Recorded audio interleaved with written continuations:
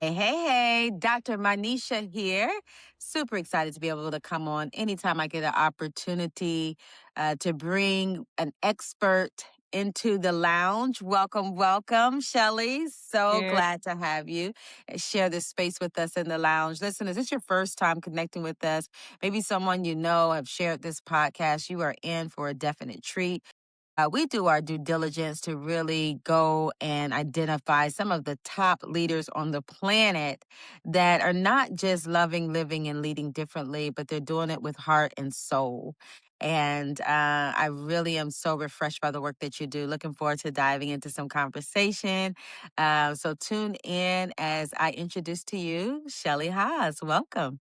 Thanks, Dr. Minesha. Thanks for having me. Absolutely. Absolutely. So share with us a little bit about you, Shelley, as the woman, all the roles that you have, the work history and experiences that you're coming with, so that we can put our conversation into context. All right. So, I'm a well-being coach and mentor, and my background is transformational life coaching and integrative nutrition health coaching. So, I've worked Mm. with women for 10 years, Wow.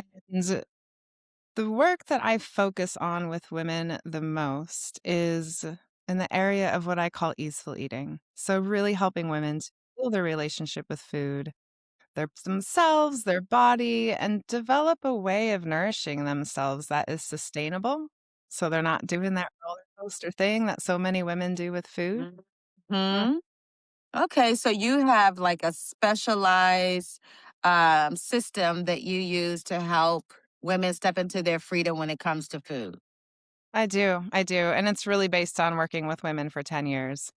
And this is Tell a us more. Tell us more. so over 10 years of coaching women, there was just patterns that were undeniable, right? People come in, I want to lose weight, I want to eat healthier consistently. And really, really what stuck out the most is how noisy their brain is around food, how much they cut themselves down, how much guilt is involved, how much they lay in bed at night thinking about regret of what they ate that day. And I'm going to start again tomorrow. I'm going to start it again Monday, the next plan, the next pattern, right? And the reality is that that's a relationship thing. That's not something that another plan or program will fix for them. So, the way I work with women is really deeply honors their individuality, first of all, because no one plan or program is going to work for every woman in the exact same Mhm. way. We all have different histories, different Mhm. challenges, right? Um, Mhm. so, the core of my work is in mindfulness with food, in learning to listen to their body, and learning to think and feel differently about how they feed themselves. Wow, this is so good. So you said the word that really I want to unpack a little bit more, and that was relationships. Because a lot of time with the work that we do, that's one of the biggest things is really expanding the relational capacity and how helping women to see their relationship with food differently. So explain that. I love to explain that with a metaphor that tends to hit because it's something I could talk about for the next 3 hours and it won't hit as hard as this metaphor. So, the metaphor I always use is, what if your relationship with food were just like a relationship with another human being, right?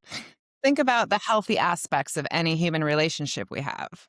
Like, what are the core foundations of any healthy human relationship? Respect, honesty, trust, communication, right? Listening, deep Right. listening, care. Trust listening. Now, how do you listen to food? So are you listening to yourself about food? Exactly. Right. Yeah. You're learning to listen to what's going on in your head about what you're eating, and you're also learning to listen to your body. Because women have been taught to listen to rules and counting and what the gurus are telling them they should eat when our bodies hold so much wisdom. So it's like a retraining of learning to listen to your body. How much is enough? What foods does your body respond well to? What foods does your body not respond well to? That kind of thing. Mhm. And then learning to listen to what's going on in your head about what you're eating. If you're constantly feeling guilt and shame and control and that kind of thing, like, Yeah. not the basis of a healthy relationship, I right? agree, for sure. Now tell Yeah. us a little bit about your story, because a lot of times when people are doing the work, it Mhm. really comes from like an origin. So, Oh. my story is, first of all, I grew up in a small Midwest town eating processed foods. I Mm. a salad when I was growing up was iceberg lettuce, ranch dressing, stale Yeah, out of right. season, flavorless cherry tomato. I still don't like that Yeah, salad, right? yeah, Like, yeah. and A lot of us can relate to that. I grew up on McDonald's and Hamburger Helper and lots of stuff like that, Other right? noodles. Coming into adulthood, I had a vegetarian roommate that kinda opened Oh, my mind wow. to things. I got really interested in learning how to eat differently than I was, and then, to be honest, I dove down the rabbit hole.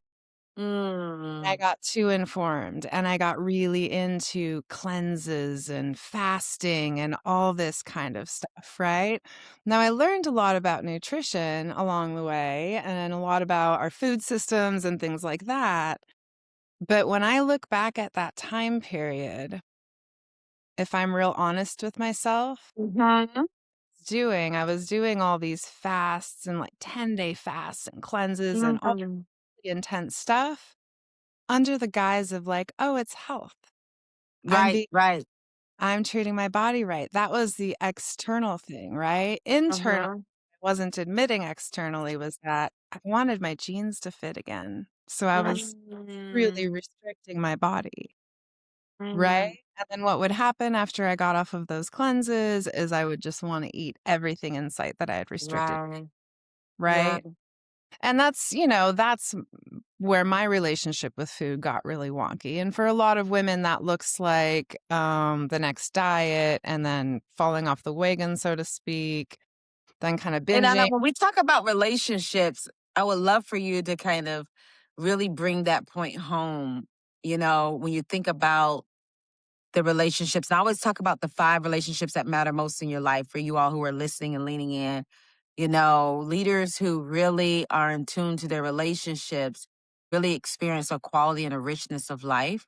And being able to position them and reposition them according to the season, and not necessarily where it's a sit down conversation because that's not necessary oftentimes, but being able to be extremely self aware to how you're experiencing that relationship and the reciprocity that exists there. So when you're talking about that whole cycle of intense commitment, and then a release where it feels like a downward spiral, and then intense commitment on the next thing, trying different things and really not having the patience to see if it really works, um, is that, can you tell me a little bit more? Because I love the way you use the word relationships. I really feel like it would land even more when we can connect that to an experience that you may have actually had in one of your relationships where that same type of dynamic was happening. Oh gosh, there's so many places I could go with this. Let's talk. I'll touch on control. Okay. So I can think of a couple of different relationships in the past in my life where control was present, right? Mm. And when does Mhm. control become present in a relationship? When there's not trust, Here. Right? when there is fear. What else? Like, what else comes to mind for you? Yeah. Fear rung really loud when I think about control, because that's, tend to be the driver. You're right. Lack of trust. You're really trying to seek for predictability, like safety is Yeah, really what I see. You kind of, yeah, yeah. So if we equate that to going on a restrictive diet, going on a cleanse, something like that, if we view that as control, perhaps it's because we fear that if we are not within those guardrails of those rules and regulations set by the program, that we'll just go off the rails because we don't yeah. trust You don't ourselves. trust ourselves Trust to be ourselves. disciplined, to be, yeah. We don't Yeah, trust ourselves. yeah. Yeah. So it's, and then we could lead into how do we build trust? How do we build trust in a human relationship? That's Consistent, good. Yeah, there you go. Consistency. Yeah. doing what we say we're gonna do. Integrity. Integrity. Yeah. Loyalty. Yeah. Bringing that into the relationship with food, trusting ourselves. That's where the body listening piece comes in too. We have to Absolutely. listen and respond to our body in ways that build that consistency and build the trust that we can trust what our body's telling us. Absolutely. And honestly, I mean, this is so aligned with the work that I do. I mean, my insides are just leaping for joy with this conversation because this is a global conversation, Shelley, that really needs to happen.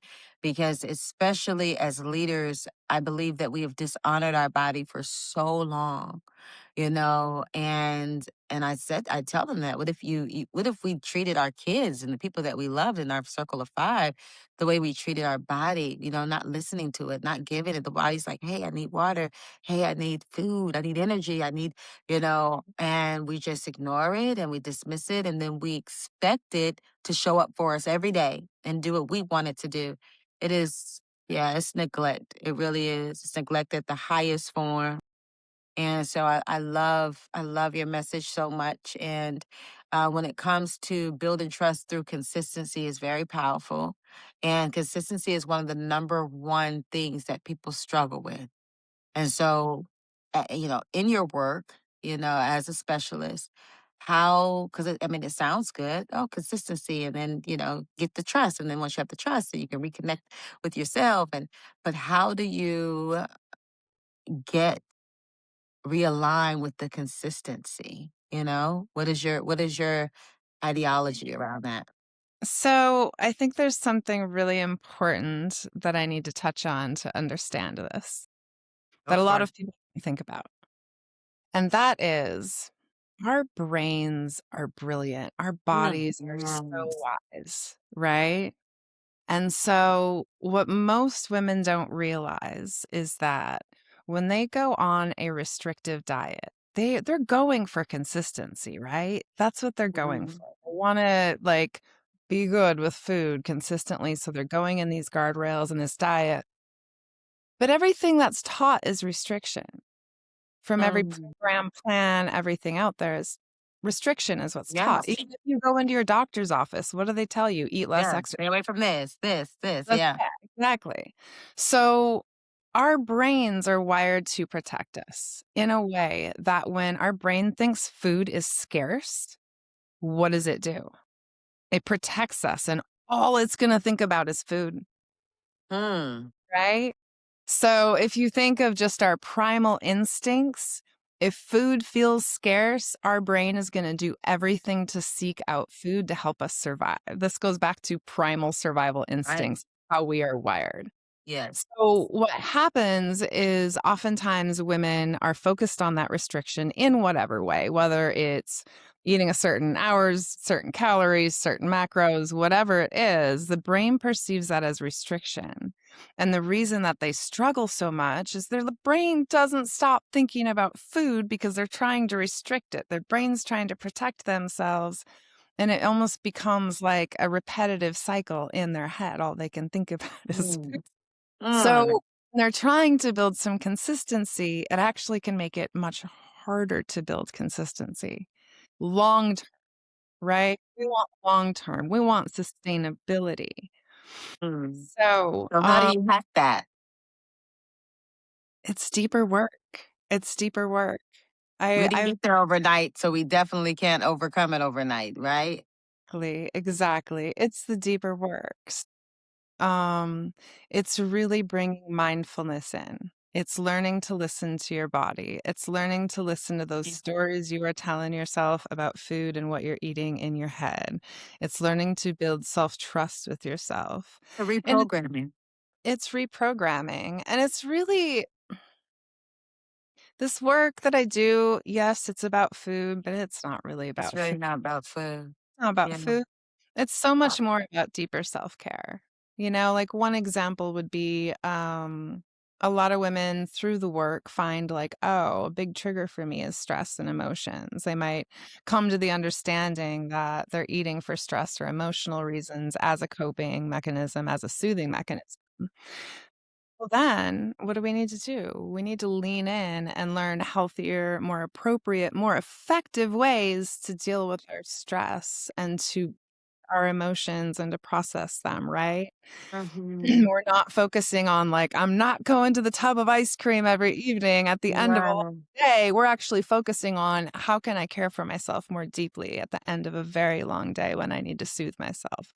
That's what Yeah. we're focusing on. That's really good. I know for me, and it's interesting that you use ice cream because that is my kryptonite. Intuitive I'm there. like, oh wow, that's what a coincidence. So it even, and I would love for you to give just an example too for women who are in corporate and the schedules and the high demands and how important prepping and planning and all that is to this whole piece and the consistency because preparation is super key. We talk about that often. But one of the things I noticed that I had to do before I could even get to the point to say, okay, let me deal with this mentally and journal, during this time, because it would always creep up that crave at night after I've done the workout, done all the things, like it's almost like you want to reward yourself. Like, okay, now tub ice cream. And so for me, I've always been the type to kind of really do moderation. So like even if I want something like chocolate or something like that, I'll get the miniature little Snicker, Mhm. and so that's just something like so if I do it, I'm not going all in, but it's still restrictive, but it's just giving my body that, okay, here. Now hush, like giving you what you want, but in a small dose. And I noticed that my body would just like, ease, And so for me, one of my greatest trade-offs was I did the silk dairy-free yogurt Uh-huh. because I love vanilla ice cream, and I would freeze it. And it was Yeah. by accident at first. And then I actually, and it created that whip, like thick smoothie vibe. And I was like, oh, this is giving me ice cream feels. Like, okay. And then I added some blueberries and some strawberries in there because that's what I put on my ice cream, the strawberries and stuff. And so I started doing that at night and it changed the game, at least to give me my brain that because it's almost like I couldn't tell the difference. It was still satisfying. So it's like little hacks that I was doing until I could get to the point of, or as I was doing that mental work around it. You know what I mean? Absolutely, 100%. I wanna return to the corporate thing you asked about, but I also wanna touch on what you just said first. And that is one of the core pieces that we focus on, that the women I work with focus on, is pleasure over pressure, right? Because there is that pressure of, "I shouldn't eat this, I can't eat that, this is bad Mm. for me," whatever, and we What can I do? have this idea in our head that nourishing ourselves well has to mean some sacrifice of pleasure. And that is just absolutely not true. It's Wow. just how we've been taught, right? And you just beautiful example of that, like some frozen yogurt. That's a nourishing thing for your body, And it's right? And pleasurable. pleasurable. So, like, finding those things that are nourishing for your body and that you do also get pleasure out of, because we do not have to sacrifice pleasure to nourish our bodies well. That is just Mm. the story we've been taught. And when we Mm. look into that, right, and understand that pleasure doesn't have to mean pizza and brownies every night, that we can find pleasure in food in other ways and allow ourselves that, that's a game changer. It really is. Wow. Right? That's Right. awesome. That's Yeah. good. So, and the corporate piece, one thing that really comes up whenever I work with women who are CEOs, who are leaders, who are successful entrepreneurs, who are loud and large and in charge of their lives and so many people and so many things, they're used to having things under wraps, right? Yeah. They're Yeah. used to like, they're on it. They are on. Control. Yeah, they have that control most of the time. So, from the outside. Mhm. And when it comes to food, it can be this really vulnerable spot where they feel like, why am I? This should be so simple.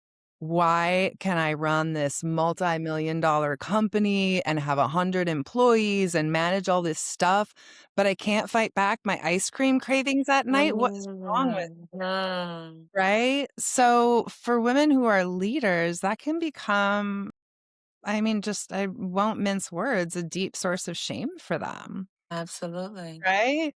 Yeah, for sure. And so it's beautiful to be able to hold space for those women and to Yeah. normalize, Yeah.